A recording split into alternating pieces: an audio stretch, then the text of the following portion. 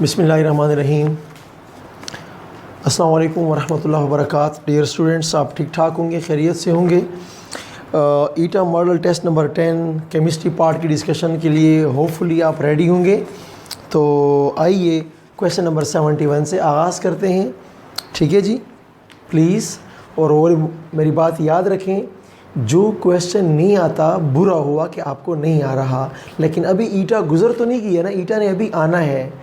तो अभी आपके पास टाइम है, अपनी खामियों को ख़त्म करें। जो जो चीज़ें नहीं आती उनको सीखिए, ओके। सीख लें, लर्निंग कर लें, और वो चीज़ें जो याद करने की हैं उनके ऊपर प्रैक्टिस करें, बार बार लिखें उनको। कहीं लिख के रूम के अंदर कहीं लटका दीजिए, पेस्ट कर दीजिए। बास चीज़ें डायरेक्ट याद करने से याद नहीं होती, उनको अगर आप पेज पे लिख लें, कहीं रूम में, कहीं टेबल के आसपास चिपका दीजिए। उनसे आप का जब डेली का वास्ता होगा उस लिखाई से, ऑटोमेटिकली न चाहते हुए भी आपको वो सब कुछ याद हो चुका होगा, ओके। तो आइए क्वेश्चन नंबर 71।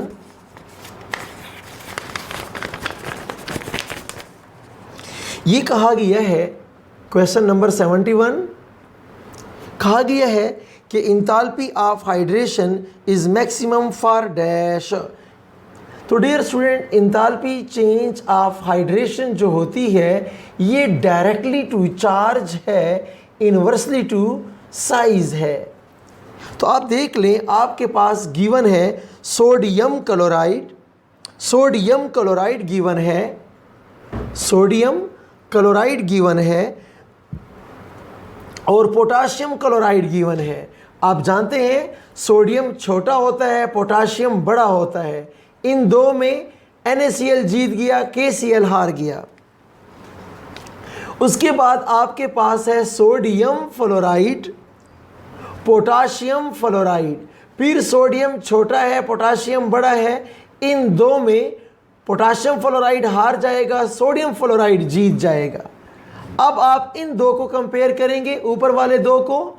Na सेम है, फ्लोरीन छोटा है, क्लोराइड बड़ा है। The net result is sodium fluoride. Answer number C is correct. Question number 72। Which one is an incorrect reaction? कौन सा रिएक्शन इनकरेक्ट है? डियर स्टूडेंट, ऑप्शन बी का reaction भी सही है, ऑप्शन सी का रिएक्शन भी सही है, ऑप्शन ए का रिएक्शन गलत है। सल्फ्यूरिक एसिड का HBr के साथ रिएक्शन ऐसे होता है जैसे शो किया गया है। प्लीज स्टूडेंट, सल्फ्यूरिक एसिड को जब HBr से रिएक्शन करते हैं तो आपके पास बनेगा SO2, आपके पास बनता है Br2 और H2O। डियर स्टूडेंट, HCl के साथ SO2 नहीं बनता, ओके। फिर क्या बनेगा? आपके HCl के साथ ये हो जाएगा। प्लीज़, अगर चाहिए वाली बात आपके कोर्स में नहीं है, ठीक है जी, कि HCl और सल्फ्यूरिक एसिड का रिएक्शन कौन सा होगा, तो ये देखें please.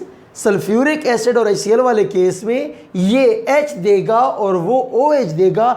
HCl is stronger acid than sulphuric acid, okay. तो फिर क्या होगा? आपके पास बन जाएगा क्लोरो सल्फ्यूरिक एसिड, SOOOH,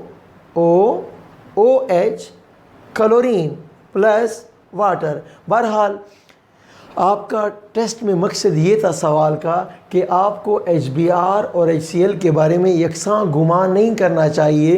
दोनों की स्ट्रेंथ डिफरेंट है, दोनों का बिहेवियर अलग अलग होगा। HI के साथ रिएक्शन करने में और प्रोडक्ट, HCl के साथ और प्रोडक्ट, HBr के साथ और प्रोडक्ट। 72 का आंसर नंबर ए सही है। Question number 73। Basically which one is real oxidising agent? Actually electron कौन गेन करेगा? डियर स्टूडेंट, फ्लोरीन के अंदर अगर आप देखें F2 वाले केस में, तो F2 वाले केस में देखें, इस फ्लोरीन के भी 8 पूरे हैं, उसके भी 8 पूरे हैं, तो F2 ऑक्सीडाइजिंग एजेंट नहीं है। जब इससे बन जाएगा F, अब इसके जेब में 7 इलेक्ट्रॉन है, 1 इलेक्ट्रॉन की कमी है, तो nascent fluorine is real oxidising agent. और फ्लोराइड का फिर ऑक्टेट पूरा है, वो ऑक्सीडाइजिंग एजेंट नहीं होता। तो 73 का आंसर नंबर बी सही है। Question number 74, aqueous solution of carbon monoxide is neutral. Carbon monoxide is neither acidic nor basic nor amphoteric. Dear student, nitric oxide के बारे में भी याद रखो। Nitric oxide, carbon monoxide, both are neutral oxide, they never react with water. Okay, तो question number 74 का आपके पास answer number सी सही है कि neither A nor B. The correct statement is dash. Fluorine का बॉन्ड लेंथ, बॉन्ड लंबा होता है क्लोरीन से, नॉट एट ऑल। फ्लोरीन का बॉन्ड शॉर्टर होता है as compare to chlorine. Silicon oxygen का बॉन्ड लंबा होता है कार्बन और ऑक्सीजन से। जी हाँ, ये बात सही है कि सिलिकॉन और ऑक्सीजन का सिंगल बॉन्ड होता है, CO2 में कार्बन और ऑक्सीजन का डबल बॉन्ड होता है। तो यहाँ लेंथ कम होती है, यहाँ लेंथ ज़्यादा होती है। क्वेश्चन नंबर 75 के लिए option number B is correct option. Question number 76 में पूछा गया है the untrue statement is dash. कौन सी बात गलत है? लिखा गया है क्वेश्चन नंबर 76 में कि बॉइलिंग पॉइंट सिलिकॉन का ज़्यादा है जर्मीनियम से। नहीं जनाब, ऐसा नहीं हो सकता। जब आप इनको लिक्विड फॉर्म में कन्वर्ट करते हो, जर्मीनियम में काफ़ी मेटालिक नेचर आ चुकी होती है, जर्मीनियम का बॉइलिंग पॉइंट ज़्यादा होता है। ऑलमोस्ट अगर आप रिकॉल करें 2800 प्लस समथिंग डिग्री सेंटीग्रेड उसका बॉइलिंग पॉइंट हुआ करता है। ओके, जबकि आपके पास सिलिकॉन का अगर आप देखें तो 2300 के आसपास उसका बॉइलिंग पॉइंट होता है। Option number A is wrong. Okay, question number 77,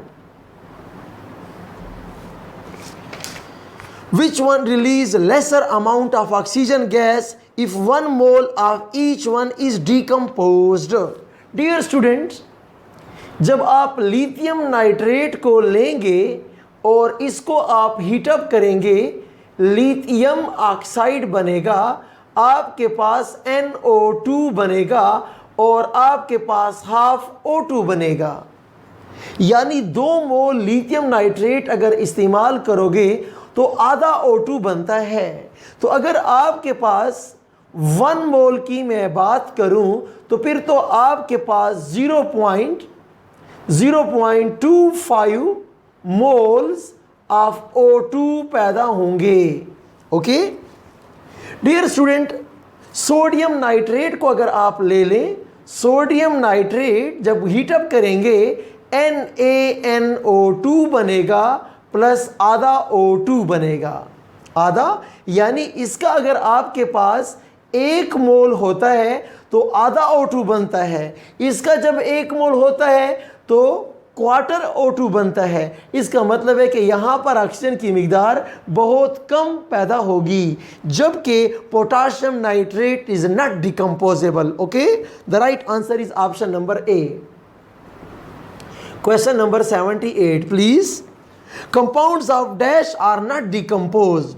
dear student, ionic compound में टॉप से बॉटम स्टेबिलिटी बढ़ती है, तो लिथियम वाले कंपाउंड टूटते हैं, सोडियम वाले कंपाउंड भी किसी हद तक टूटते हैं, बेरिलियम का तो हर कंपाउंड टूटता है। The right answer is B. Rubidium वाले कंपाउंड नहीं टूटते। रोबीडियम पहले ग्रुप का बंदा है, उसके कंपाउंड फुली आयनिक होंगे, वेरी स्टेबल होंगे। Got it please. Question number 79 please. Which one will explode most violently? Dear student, top से बॉटम एलिमेंट की रिएक्टिविटी बढ़ती है, टॉप से बॉटम फर्स्ट एक कंपाउंड की स्टेबिलिटी बढ़ती है। The most violent reaction will be shown by rubidium. Answer number D सही है। देखिए प्लीज मेरी बात को सुनिए, lithium, sodium, potassium, rubidium, caesium, francium, top से बॉटम रिएक्टिविटी क्या हो रही है? इंक्रीज हो रही है। ओके, तो यहां पूछा गया है विल एक्सप्लोड मोस्ट वायलेंटली, जितना नीचे होगा उसका रिएक्शन बहुत ही एक्सोथर्मिक होगा, एक्सप्लोसिव होगा, वेरी वायलेंट रिएक्शन होगा। डन। तो the best answer is rubidium. Question number 80 please. 22.4 dm cube of O2 will be released if we add dash to water. Dear student, K2O2 को जब आप water से react करवाएंगे potassium hydro oxide बनेगा और साथ में H2O2 बनेगा, ऑक्सीजन गैस पैदा नहीं होती। सवाल ये था कि कौन ज़्यादा ऑक्सीजन गैस पैदा कर सकता है। Option A get out, option number 2 get out, वहीं पर ऑक्साइड है, peroxide never produce O2 when reacted with water. Okay, option number C को देखते हैं।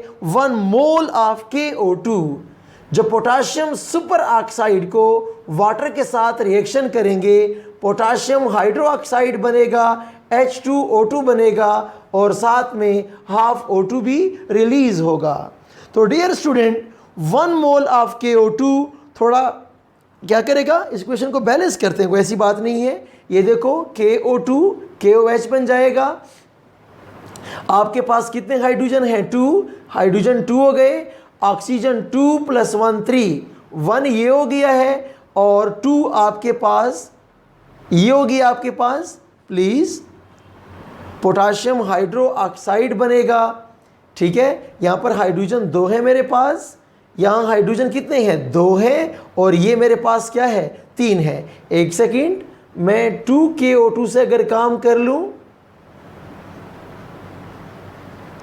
प्लीज़, 2 KOH और अभी देखते हैं जनाब H2O2 और फिर क्या हो जाएगा, फिर मेरे पास O2 बनता है। देखते हैं प्लीज स्टूडेंट्स, पोटाशियम 2 है, पोटाशियम 2 है, हाइड्रोजन कितने हैं, 2 and 2 4, तो 2 यहाँ आ गए और 2 यहाँ आ गए, 4 हो गया।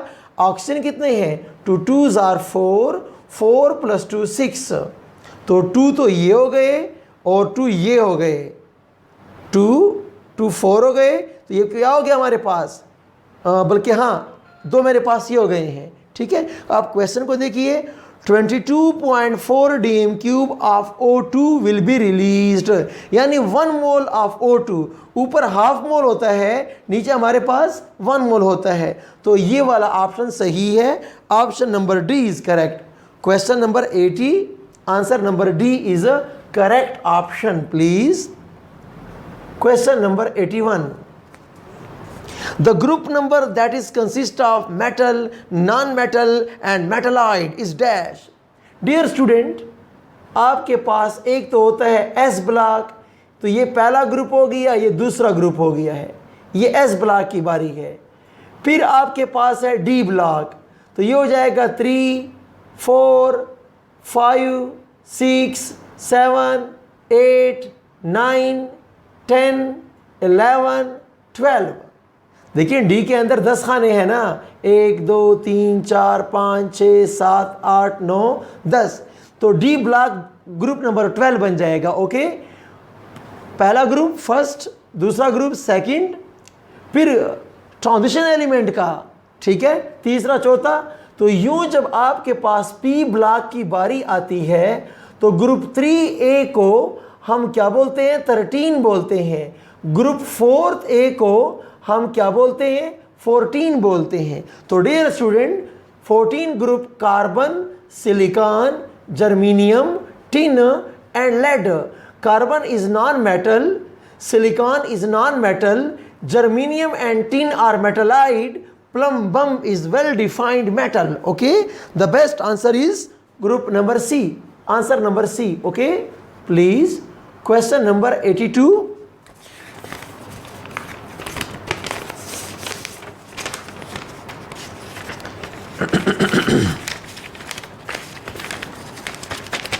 कहते हैं कि the element M when ionized, यानी आपके पास क्वेश्चन है, प्लीज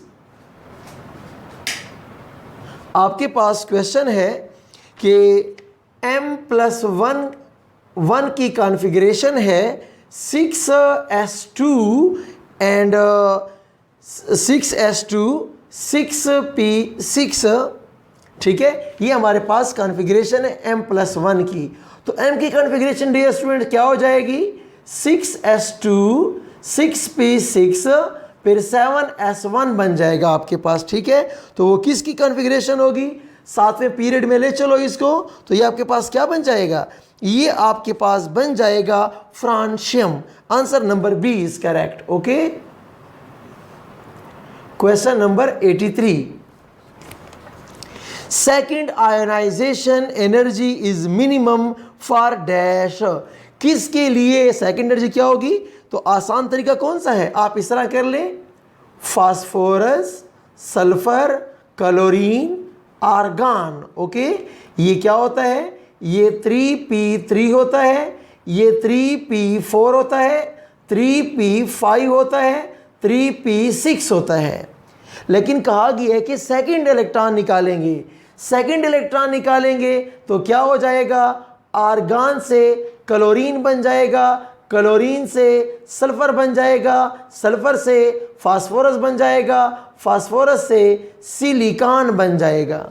यानी एक एक इलेक्ट्रॉन जब कम कर दोगे तो कन्फिग्रेशन तब्दील हो गई है ना। यानी ये 3p5 हो जाएगा, ये 3p4 हो जाएगा, ये 3p3 हो जाएगा, ये 3p2 हो जाएगा। तो left to right ionisation energy तो इंक्रीज होती है। सबसे कम किसके लिए होगी? 3p2 के लिए होगी, सिलिकॉन टाइप के लिए होगी।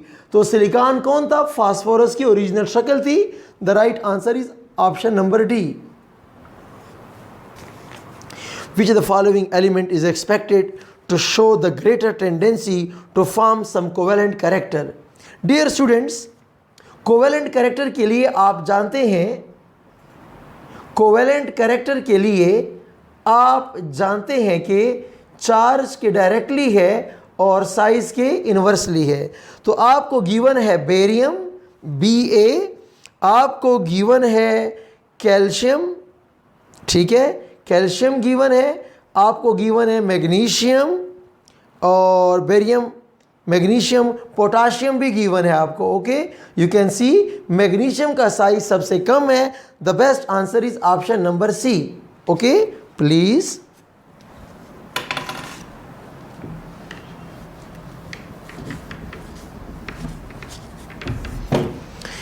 Question number 85 please.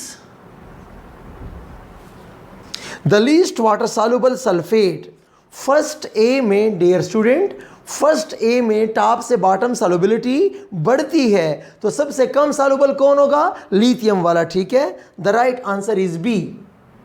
The right answer is B. Question number 86 please.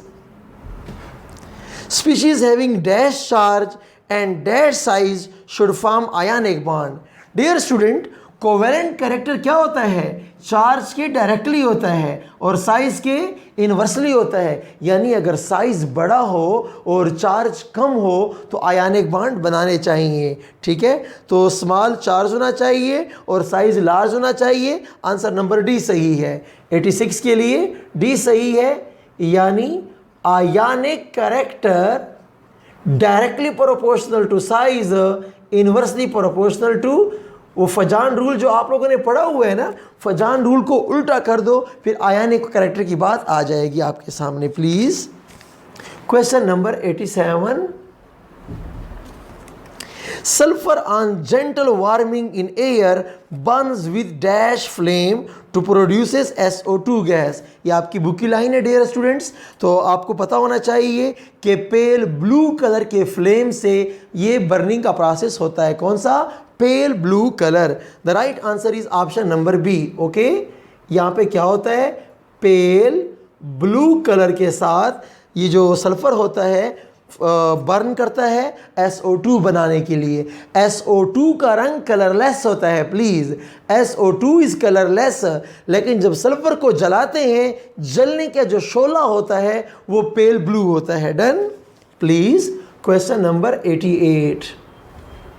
Carbon is dash hybridised in beryllium carbide. Dear students, beryllium carbide की का स्ट्रक्चर ऐसे होता है। तो आप देख सकते हैं carbon is sp, 1 sigma pi bond को हम हाइब्रिडाइजेशन में काउंट नहीं करते। जब 2 सिग्मा बॉन्ड हो तो कार्बन को sp कहेंगे। The correct answer is option number A. Question number 89 please. Chlorine और पोटाशियम आयोडाइड का जब रिएक्शन होगा तो क्या हो जाएगा? डियर स्टूडेंट, क्लोरीन प्लस पोटाशियम आयोडाइड का जब रिएक्शन होगा KCl बनेगा और आयोडीन उड़ेगा, फ्यूम्स। तो इसके ब्राउन कलर के क्या होते हैं? फ्यूम्स होते हैं। The right answer is B. Okay, brown coloration होती है। Applying Fajans rule, greater the charge density of a species, अगर चार्ज डेंसिटी ग्रेटर होगी तो वो क्या होगा? कोवेलेंट होगा। जब कोवेलेंट होगा तो प्रॉबेबली वो क्या होगा? एसिडिक होगा। Done. Dash will be its basicity, जब चार्ज डेंसिटी ग्रेटर है dear student, you should remember charge density is directly proportional to covalent character, directly proportional to acidity, inversely proportional to basicity. Okay, तो question number 90 के लिए answer number B is your best answer. Okay, question number 91। In covalent compounds of 4th A and 7th A down the group stability decrease होती है। Dear student, covalent compound में size के बढ़ने से stability कम हो जाती है। आयनिक कंपाउंड में टॉप से बॉटम स्टेबिलिटी बढ़ती है। Okay, the correct answer is B. Question number 91, correct answer is B. Highest polarisability, dear student, question number 92 के लिए प्लीज़ याद रखें कि size is directly proportional to polarisability. जितना साइज बड़ा होगा उसमें इलेक्ट्रॉनिक क्लाउड के अंदर डिस्टॉर्शन के चांसेस मैक्सिमम होंगे। ओके, तो आयोडाइड का साइज प्रोट्रैक्ट होता है, तो साइज जब बिगर है तो बेस्ट पोलराइजेबिलिटी होगी। पोलराइजिंग पावर और चीज़ है, पोलराइजेबिलिटी साइज के डायरेक्टली प्रोपोर्शनल। ओके, तो question number 92 answer number B is correct.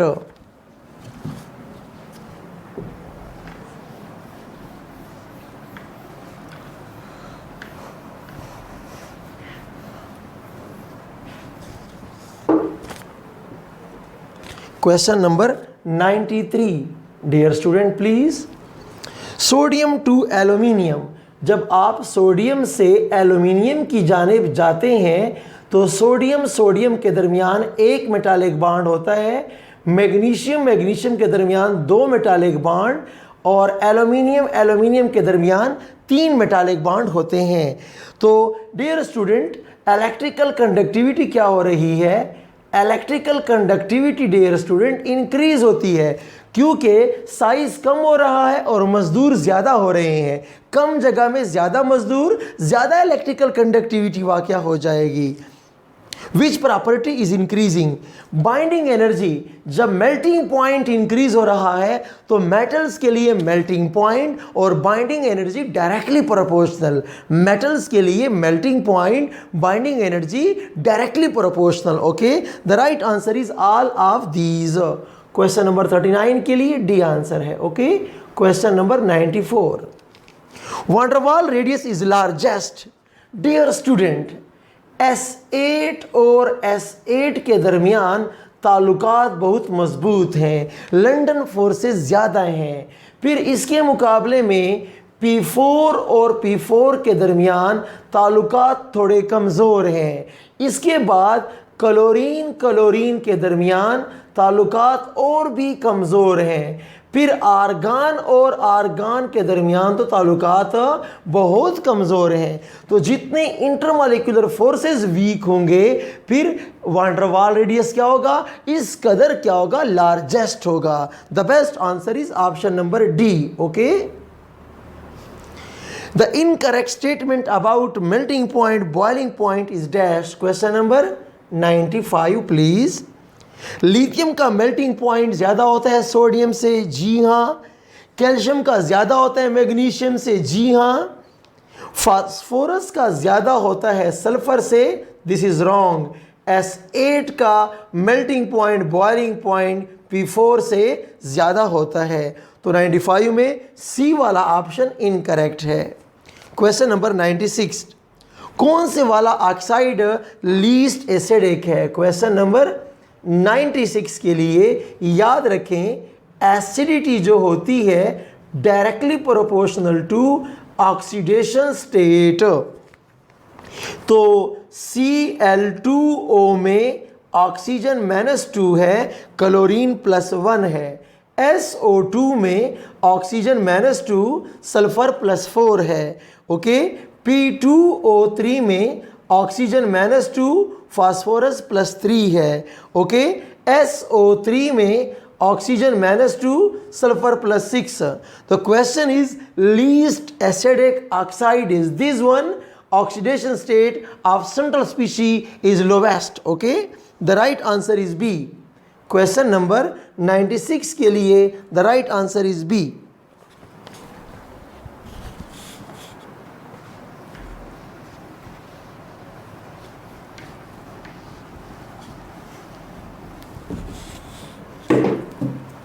Question number 97 please.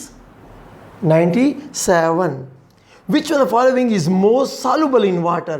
Dear student, second group के सल्फेट्स जो होते हैं उनकी सॉल्युबिलिटी डाउनवर्ड क्या होती है? डिक्रीज होती है। तो जितना ऊपर वाला सल्फेट होगा वो मोर सॉल्युबल होगा। Option number A is correct. Question number 98, atomic radius does not depend on.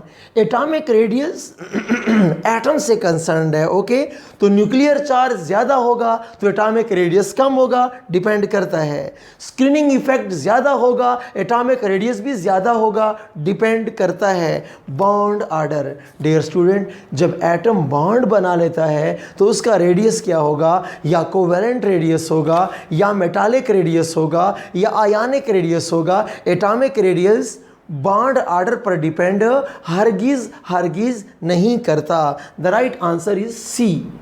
Question number 99, the shape of SiO2। Dear student, SiO2 का शेप ऐसे होता है, टेट्राहेड्रल होता है, जॉइंट स्ट्रक्चरल होता है। The right answer is option number A. Question number last, the factor which does not affect the oxidizing power of halogen। dear student, याद रखिए please, oxidizing agent strength in halogens directly proportional to electron affinity, directly proportional to enthalpy change of hydration, inversely proportional to bond energy. Okay, इन तीन चीज़ों पर depend करती है। Ionization energy पर, ionization potential पर हरगिज डिपेंड नहीं करती। The correct answer is D. Okay, तो उम्मीद आपको समझ आ गई होगी। Please student, each and every lines पढ़ा करें, उनको फिर अंडरस्टैंड किया करें, हर चीज़ पर रटा नहीं चलता। Okay, good luck to you.